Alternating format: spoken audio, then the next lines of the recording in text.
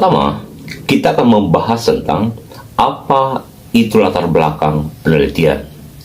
Latar belakang penelitian adalah deskripsi sistematis atas fenomena dan permasalahan yang dijadikan sebagai dasar ketertarikan untuk mengkajinya, atau biasa disebut sebagai urgensi penelitian. Latar belakang masalah memuat beberapa poin penting. Yang pertama adalah argumentasi rasional mengenai pentingnya penelitian dengan mengacu kepada fakta, data, referensi, dan hasil riset sebelumnya. Yang kedua, deskripsi fenomena kesenjangan antara harapan atau dasolen dan kenyataan atau dasein sebagai acuan masalah. Yang ketiga adalah kompleksitas masalah yang menerangkan bahwa jika tidak diselesaikan maka akan menimbulkan suatu konsekuensi atau masalah atau akibat berlanjut. Yang keempat adalah pendekatan penyelesaian masalah yang menjadikan suatu teori sebagai dasar atau acuan.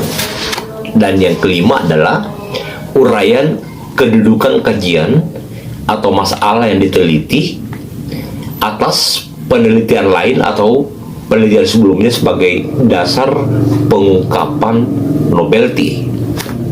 Berikutnya adalah rumusan masalah. Sebaiknya rumusan masalah disusun didahului dengan membuat sebuah pengantar sebelum menguraikan poin-poin dari rumusan masalah tersebut. Bagaimana merumuskan masalah yang baik? Ada beberapa poin penting yang perlu diperhatikan dalam membuat rumusan masalah. Pertama adalah relevan dengan permasalahan yang dikaji. Yang kedua adalah spesifik dan singkat. Yang ketiga, ditulis dengan kalimat tanya atau pernyataan. Dan yang keempat adalah mengandung unsur kebaruan, original, dan menarik. Berikutnya adalah batasan masalah. Batasan masalah adalah deskripsi tentang lingkup penelitian yang dinyatakan agar pembahasannya fokus dan tidak bias ke hal-hal di luar konteks kajian. Bagian berikut adalah tujuan penelitian. Tujuan penelitian adalah indikasi arah serta capaian, di mana penyusunannya harus sesuai dengan rumusan masalah termasuk jumlah poinnya. Bagian berikut adalah manfaat penelitian. Manfaat penelitian ini disusun sesuai dengan rumusan masalah dan tujuan penelitian, di mana manfaat penelitian adalah berupa kontribusi teoritis maupun kontribusi praktis. Berikutnya adalah tinjauan pustaka.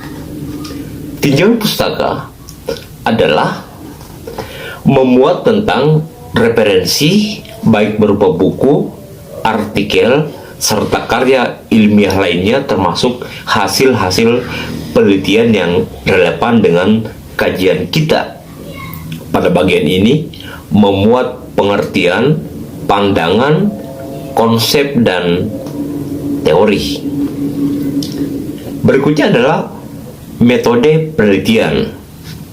Metode penelitian memuat jenis penelitian, jenis dan sumber data, teknik pengumpulan data, dan teknik analisis data.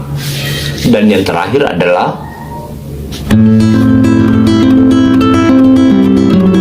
daftar pustaka. Daftar pustaka adalah daftar pustaka. Daftar pustaka idealnya disusun secara alfabetis, Dan kalau teknis pengutipan di dalam membuat atau menyusun proposal penelitian menggunakan misalnya citasi Mendeley, maka tidak perlu repot untuk menyusun daftar pustaka itu. Ya, sebab kenapa? Karena secara otomatis daftar pustaka itu akan tersusun dengan sendirinya mengikuti tahapan-tahapan citasi atau pengutipan yang dilakukan sebelumnya. Ya, sehingga hanya dengan sekali mengklik, ya maka daftar pustaka dengan sendirinya akan teratur dari pertama hingga terakhir. Sekira demikian penyampaian atau ulasan tentang prosedur atau teknik menyusun proposal penelitian, baik skripsi, tesis, maupun disertasi. Semoga bermanfaat. Assalamualaikum warahmatullahi wabarakatuh.